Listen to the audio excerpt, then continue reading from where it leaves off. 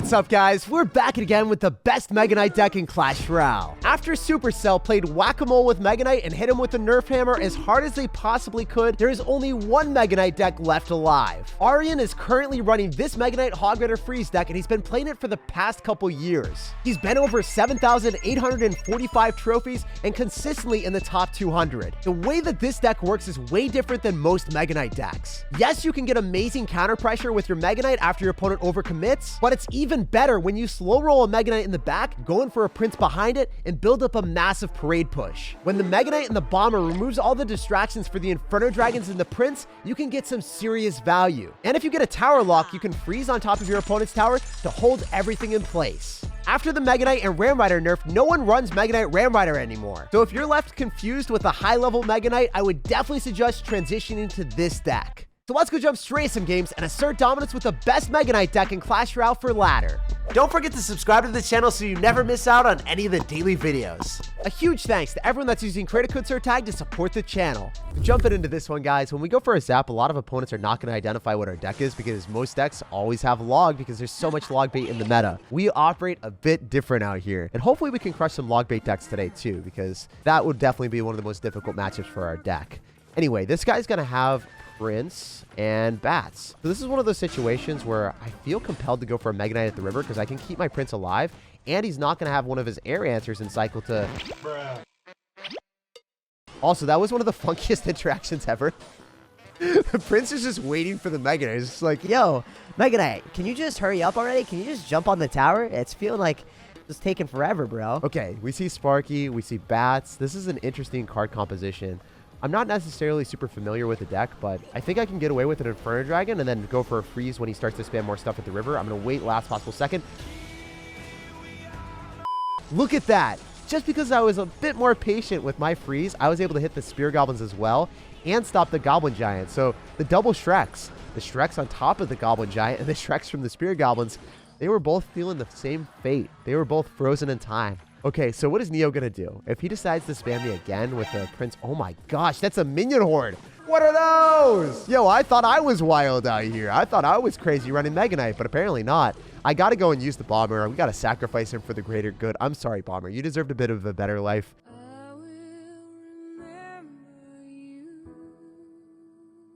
You didn't deserve to die to the minion horde there, but I had no other option. I was looking at my hand. I'm like, am I going to drop a 4 elixir Inferno Dragon? Probably not, right? Like, that thing is meant for a hot, passionate, heated love with the Sparky and the Goblin Giant every single time. If I don't cycle the Inferno Dragon that side, I'm probably going to be screwed. Also, if I cycle an Inferno Dragon for 4 elixir, why would I do that when I have 2, you know? Bomber, you're our only option there. So I'm going to cycle the Inferno Dragon into him. We'll see what he decides to do. Usually it's going to be beneficial for me to get a Mega Knight down as well, and then just wait a little bit, and then freeze last possible second as per usual. Oh no, that was such a good lightning, but the Mega Knight splashing on everything. Wait, this could work. This could work. That was such a good zap on his end too. Why does he have 2 resets for me? What is up with that, bro? You really hate Inferno Dragon.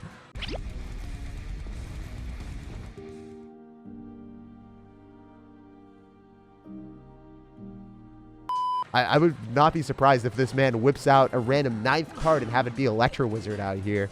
What a wild child. Okay, so remember, he's going to end up continuing to spam me. He's going to minion horde with this. There's no doubt. Like, that had to happen. I'm going to freeze with the Bats and also the minions coming at me. I got to hit the Bats, otherwise I'm screwed. Oh, the 0 HP hero. Look at that. That was ridiculous. Our Inferno Dragon is absolutely an animal here. And this guy, he is desperately trying to defend with that Dark Prince, but even though the Dark Prince has a shield, he can't shield that Hog Rider hit. There's no way that he can just like throw the shield in front of it and be a noble and valiant sir and sacrifice his shield for the greater good. He's just too selfish. GG, well played, and peace out. Pleasure playing against you. Even if your opponent has multiple resets for your Inferno Dragon, you'll prevail because you have the ultimate reset, the freeze that holds him in place forever. All right, so we got a game against Boba. What's up, dude? We're going to sauce out a good luck, and we're going to see what's happening. If you go for a golem in the back first play, I love seeing that. I actually hate seeing that with almost every single deck that I play, but today it's different. We've got Inferno Dragon to melt this man and turn him into a meme. Are you kidding me? You're going to ignore everything. I'm sure you guys are sick and tired of playing against golem players that never respond to your pushes, that are just like, I'm going to spam everything I have, Clash Royale. And if you look at it from this perspective, since we have great answers, I think we're going to have a decent situation here. I'm able to go for a Zapparino, bats on top of the baby dragon, and it doesn't matter even if he clones. That was like the least scary push ever. He barely even touched my tower, and he went completely and utterly all in. What a disgraceful golem player. Not even respecting my Hog Rider on the other side. Not even giving him a casual greeting. Hog Rider just hammered the tower all by himself, forever alone. But the good thing about this is I can continue to spam him because if you look at it, I've got a bomber counter pushing. It seems like he doesn't have good answers to this if I go for a zap on top of the bats. And what are you going to do now? You don't have skeleton army. You only have like lumberjack probably. You're just going to golem the other side again. This is how these people play. They refuse to defend things. They just play with one side of the screen covered. I swear, that's how these guys do it. It's a strategy. If you don't know, now you know. Obviously, when I don't have Zap and Cycle, it's going to be problematic if he's able to snipe the Inferno Dragon, so I'm going to wait a little bit. He might go for a Fly Machine here and try to make something happen if that's going to be the case. I definitely do want to go in for Mega Knight a little bit earlier on and then try to kill his units before he clones. Doesn't seem like it's that much of a problem for us. The bats are going to be a difficulty if this game continues to rise like this, though, because... You know, he is getting that lumberjack to pop off, and then he raged up all of his stuff. But with 59 seconds remaining, I'm going to go in for a bomber and a hog rider, and then I've got Zap back in cycle for the skeleton army, so I don't think it's going to be that big of a deal. You know, I could also freeze here to guarantee that I take tower.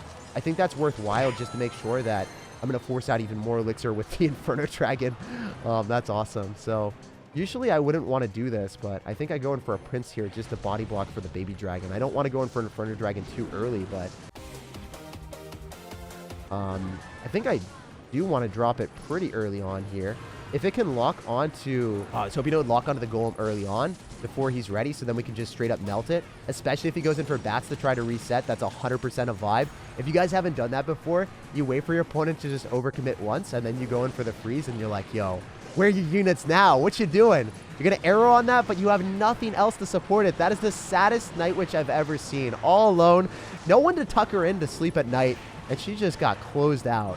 GG, well played, and peace out, dude. Much love, and let's keep bouncing on to the next one. Hey, so jumping into this one, first things first, we're going to sauce out of good luck and figure out what this guy's deck is. I don't like making the first play unless I cycle a bomber in the back. Maybe our opponents will be like, okay, I'm up a little bit of elixir. Now I can go in for a huge amount of elixir on the other side, right into a Prince or Mega Knight.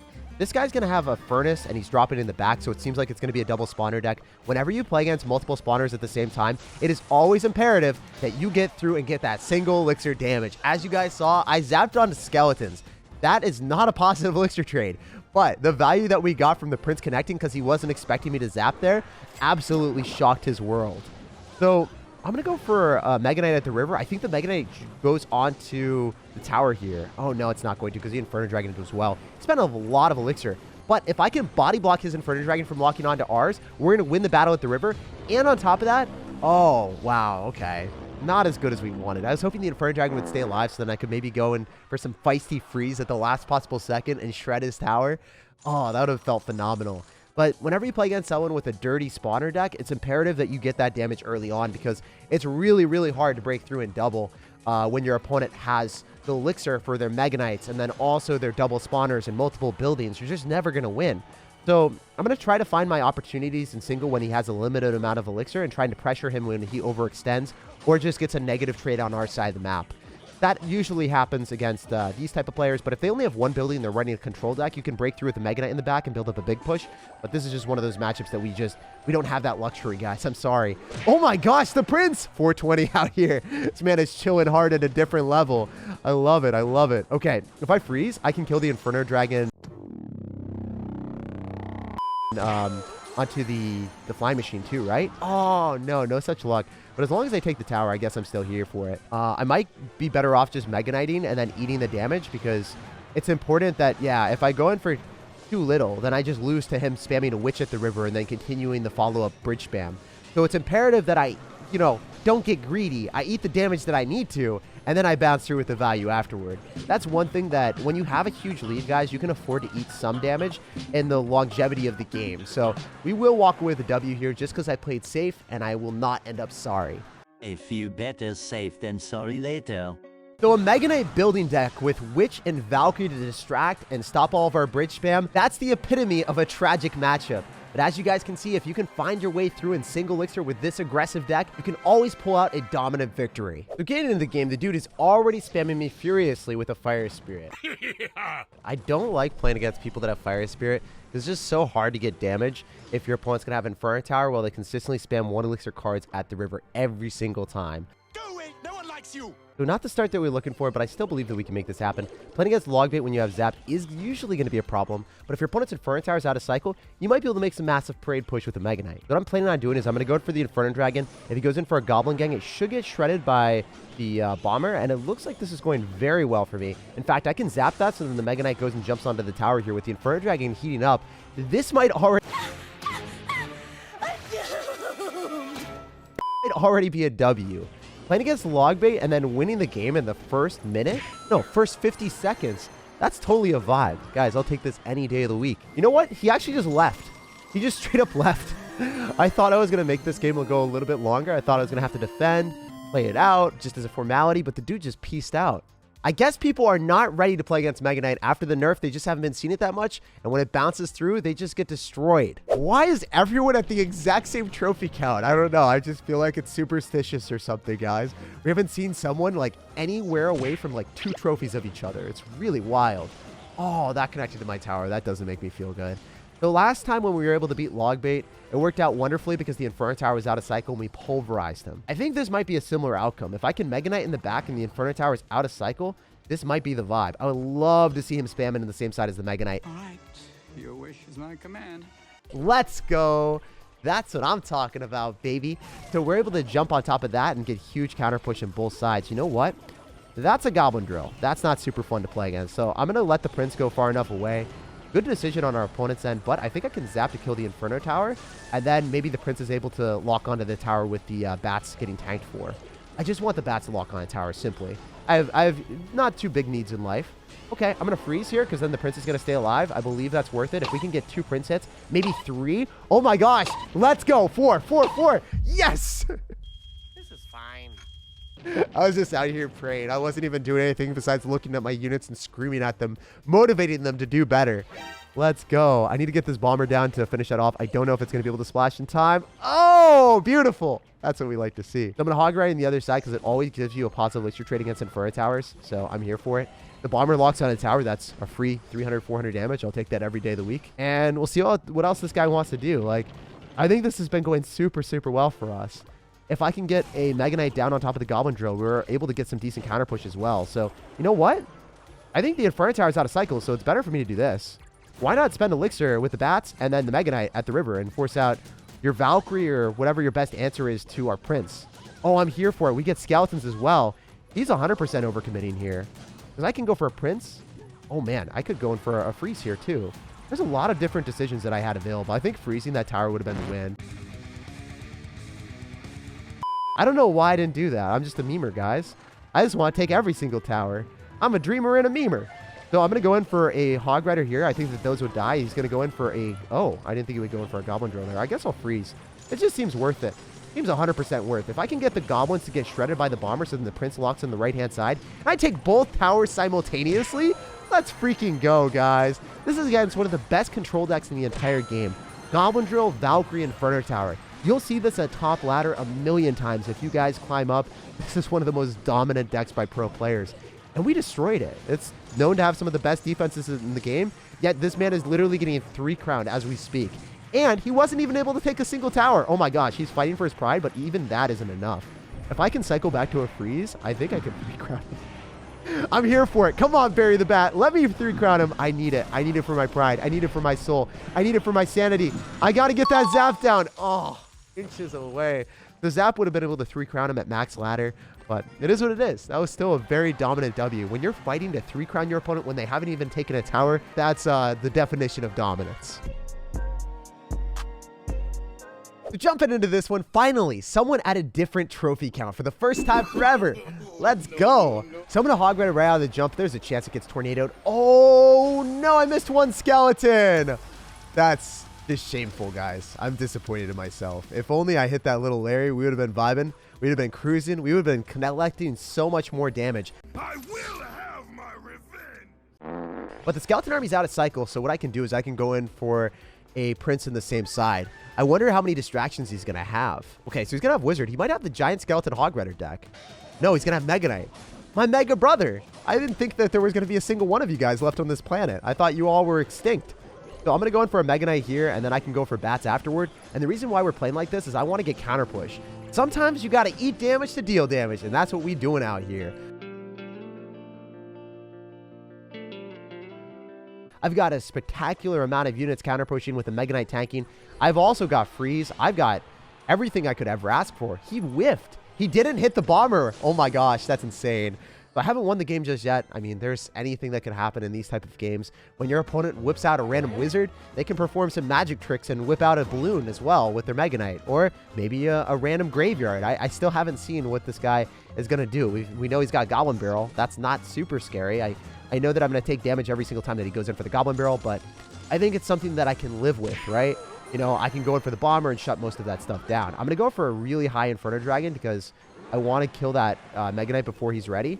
If I can shut down the Mega Knight, then I think I win the game. So, yeah, look at that high Inferno Dragon. That Inferno Dragon is soaring high in the sky, and the value is coming up with him, too. That is ridiculous. So, with a minute left over, I don't think that this guy's going to come back because I do have a really good cycle now. I've got my Mega Knight. I don't have to go for Hog Riders. I can sit back, chill, relax, and walk away with a very dominant W.